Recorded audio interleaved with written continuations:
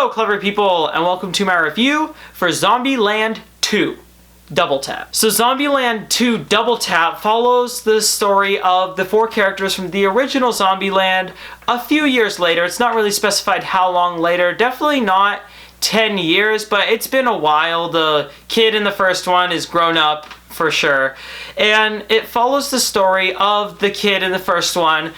She's getting older and she decides that she wants to venture off, and in doing so, the other three members, who are played by Emma Stone, Jesse Eisenberg, and Woody Harrelson, decide that they need to go after her.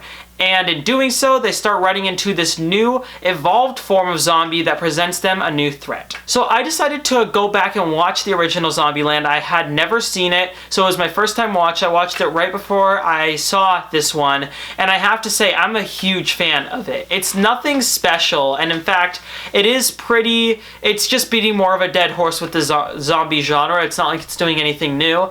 But in the end, I really did enjoy it. And in fact, it was a great movie about teaming up and about the human race and about loving each other. And it was a lot deeper and a lot more emotional than I was expecting it to be. So I actually really did enjoy the first one. It was a pleasant surprise. However, the second one pales in comparison to the first one. And that's a big disappointment, because I wanted the second one to continue the energy of the first one and be just as fresh, maybe even a little bit less fresh, because it's not as original and it's so many years later.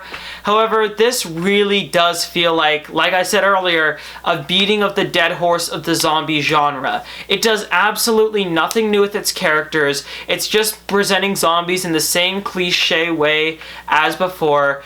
And in fact, there's not a whole lot that happens in this movie that feels necessary. That's probably my biggest complaint, is that this movie spends way too much time going over stuff that happened in the first movie. Like there's a certain character arc between Emma Stone and Jesse Eisenberg, and in fact, watching the first one and then seeing the second one, it feels like the characters went back to who they were in the first movie at the very beginning, with maybe a little bit of difference in that they went through the same arc.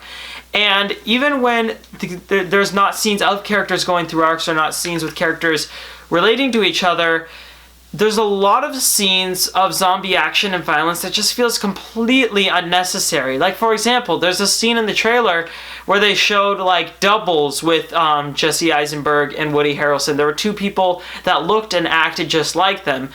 They're completely useless. There's like 10 minutes of the movie dedicated to them, and they don't need to be in there at all. And usually that's of course always a bad thing, but it's even a worse thing when you have an 88-minute movie or 96-minute movie or something like that, a movie that's already short, that has a bunch of scenes in it that feel unnecessary. That goes to show that the writers were feeling writer's block or some form similar to it, and were having a hard time coming up with new things, so they decided to throw things into the story that had no bearing on the story at all. And a lot of the comedy just isn't as fresh. In the first movie, it's not like that movie is super funny or anything. It's not like a laugh out loud comedy, but it's still pretty funny. I mean, it's not like The Producers or like one of the funniest movies I've ever seen or anything.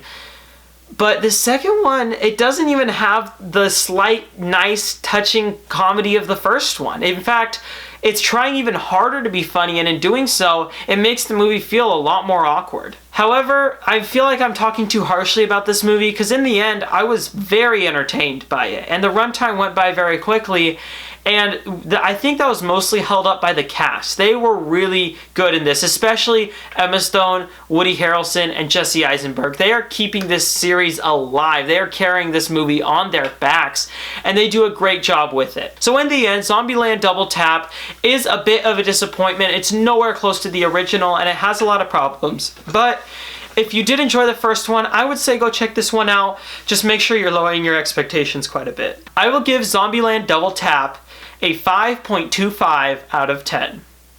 Alright, that concludes my review for Zombieland Double Tap. So, what are your thoughts on this film, or what do you think of the original Zombieland movie? Comment in the comment section below and let me know. I'm Robert Burke, and this has been The Clever Critics. Goodbye.